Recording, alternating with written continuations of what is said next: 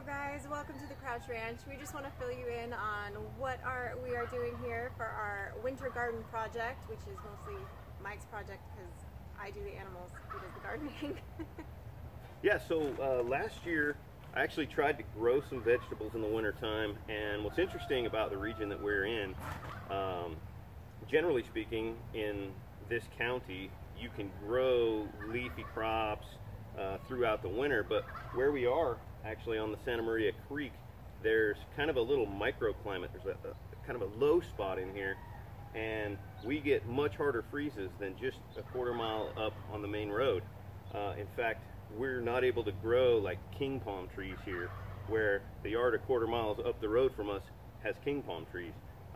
And that's because we have this little microclimate, and we get down well below freezing. A lot of times I'll come out here early in the morning and the grass is just crunchy in the back, and in the front it hasn't frozen yet. Right. It's interesting. So, but bottom line is, we were not successful in growing a winter garden last year.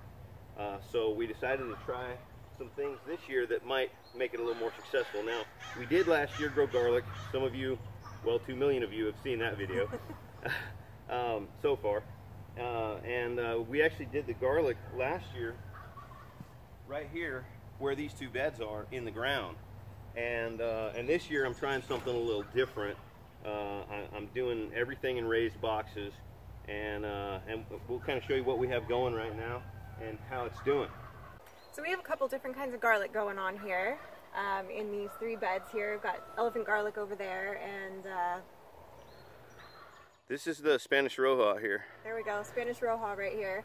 Right here in the middle we've got some potatoes that started to get frostbitten, so Mike went ahead and threw a little plastic cover over them to ensure their survival. Here's that Spanish Roja garlic, and then elephant garlic coming up. So we have some Home Depot boxes that we thought we'd try out that Mike obviously didn't build.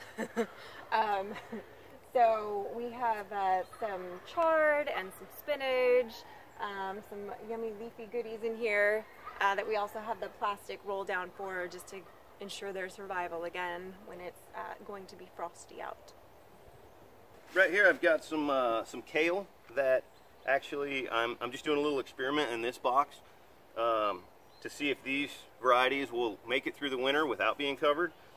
This kale is supposed to be really hardy and cold tolerant, and then right here is a cold tolerant variety of Brussels sprouts. So I just did a couple of them to see if they make it through the winter, so that I know for next year I can do more of them. This is a really great variety if you like to do fried kale, which we love very much. Crispy kale with pearl onions, yum. Right. So far we've had a couple of really good hard frosts, actual freezes.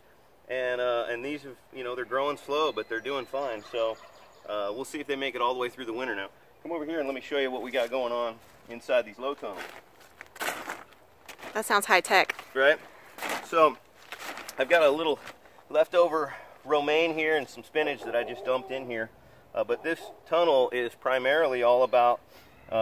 it's the tunnel of love. It's the tunnel of love, baby. Bow, chicka, wow, wow. This is all onion right here. And as you can see, I planted some radishes in between the rows of onion, just because radishes tend to mature really quick, so they'll be out of the way and not competing with the onions here in a month. Yeah, they're ready to like move out and get their own place a lot sooner. Right. Yeah. So now we have college tuition and all that to think about. Yeah, there's a lot going on. So this is a really nice variety of large sweet onions that I got from Dixondale Farms online. You can check them out. They're a great operation. And I tend to get my seeds most of the time from Territorial Seed. I like to do the the heirloom breeds as much as possible, varieties. So down here we have broccoli, and these broccoli plants are about 6 weeks old now, and they may be a little close together. We'll see, but I'm trying to see if I can get some broccoli through the winter that's actually ready to be harvested about the time that I will normally plant broccoli in the spring. So that's what's going on here. And then over here, let's step over to the other bed. Over here, I have These down the middle are Brussels sprouts. This is hopefully a good variety. I have not grown this before, but again, they're probably 6 weeks old. Over here, some beautiful bok choy. Some of these bok choy are going to be ready to be thinned out soon and have some baby bok choy. And then over here on this edge, I have, some people call it Napa cabbage.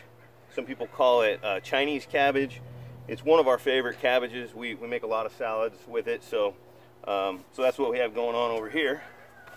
And then over here, I have, again from Dixondale Farms, a long day variety of shallot. So this shallot tends to be planted in an area where your days are a little bit longer. We're kind of on the cusp of that, so we'll see how they do this year. I just got these actually in the ground last week, so we're going to try them out. Anyway, there you have it. So Mike's game plan here is to expand out into this area with his garden this season, making it about 3 times bigger than it is now, and helping to eliminate some grocery shopping. Yes. Yes. So as the season progresses, you know, I'll add a couple of boxes here. You know, when it's time to spring plant, I'll probably start my seeds up on top of the roof where they get lots of morning sun, and then move them out here. I'm hoping, you know, by the end of March, 1st of April, I'll have at least 4 to 6 more boxes here, and try to get this whole thing expanded this year to make next year's work much less. Obviously, one of the hardest parts about gardening is preparing, building the boxes, getting everything set up. And we are by no means a gardening channel. That's not, you know, if this happens to be our first video that you came across, we're not a gardening channel, but I do love to garden. He loves to garden. I do not garden. She occasionally comes out here with me, and have you ever picked a weed? I don't think so. I have, okay, that's not true. I have cleared some weeds and stuff, and I have done some, but I don't enjoy it. She does work. I do, yes. She just doesn't like plants. I just don't like the plant work. I like to do the animal work, so I do my work on that side with the animals. And I don't like the animal work. And he doesn't like the animal work. I like to kill the animals. It's a good symbiotic relationship. He grows the veggies and stuff, and I grow the protein. Right, right. So, as I was saying, we're not a gardening channel, but we do love to garden, and as we do things, obviously it's all part of the Crouch Ranch, so we're going to share them with you. So now let's talk about these low tunnels behind us and how these are keeping our spring crops alive in the winter time. Come on. All right, so what's going on here is I took some PVC and drove it into the ground on both sides of these tents. I just cut me a little piece of PVC and then just cut it off with a Sawzall, so it was kind of like a stake. And then I took some 1/2-inch PVC and stuck it inside there. And then bent it over and stuck it in the other side. A 10-foot stick is the perfect size to make one of these hoops. So once the hoops are in place, I can leave those there year-round. However, if they happen to get in the way, I can take them out, stack them to the side, put them back in next year. So now, what kills these plants in the wintertime is the cold, obviously. And there's a couple of ways that the cold becomes a real problem. One, the frost actually settles down on these plants and burns or frostbites the leaves. But two, in the middle of the night when it's really cold, the heat that's in the soil tends to leave. So when we cover these up, it holds just enough of that warmth in there that the heat in the soil doesn't completely go away, and it keeps that frost from landing on the plants. So this is my first experiment with low tunnels, and so far, like I said, we've had several good frosts so far this year already. We had a few days here where we had some rain. I took them off. I let the plants get a little bit of nice natural light and then take advantage of Mother Nature's watering. But it's supposed to clear up in a couple of days here, and they're predicting temperatures at, 28 degrees. So 28 degrees in Ramona means probably 20 right here in the Santa Maria Basin. which would definitely kill these. So I'm going to show you how to cover these up.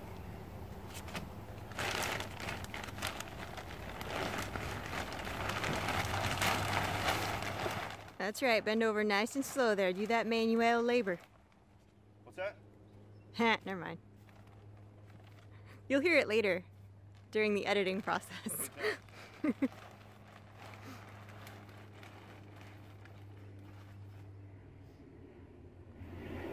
Nice and easy. Now I'm going to take the flaps here, just kind of pull them together down here, and stick that on there. Chip clip it. You're like the worst magician ever. What's that? You can't hear me at all. I love it. Okay, just like that. We'll do the same thing on the back. You have to say like presto or something. No, he can't hear me at all. It's awesome. I can say anything I want right now. He's totally gonna hear this later and he's gonna be like, why were you talking so much? But that's all right. I'll incur the wrath. I'm willing to take that bullet.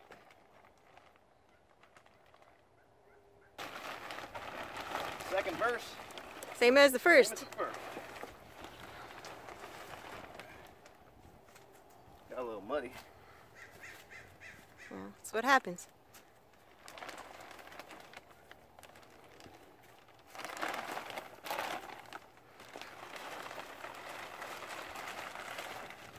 Excellent for protecting plants or hiding bodies. Right. Well, the best way to get rid of bodies is really the hog pen. In my opinion. Not that we've ever done that. Made a few chicken carcasses disappear that way. I got a few in mind though. Dude.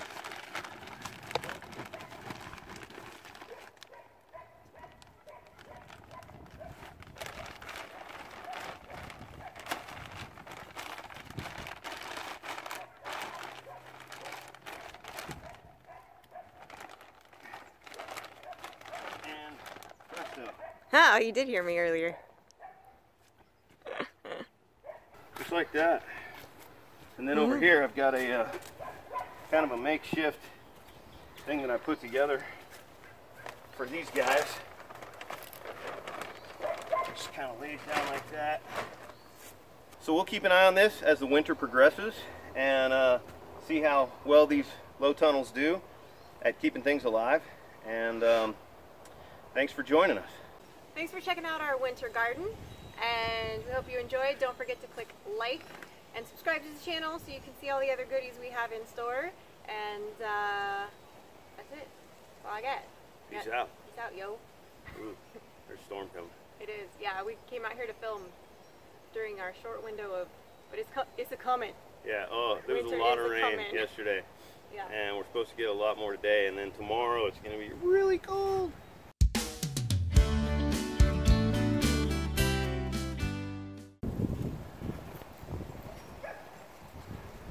I'm doing the hand jive. It's going to keep me warm.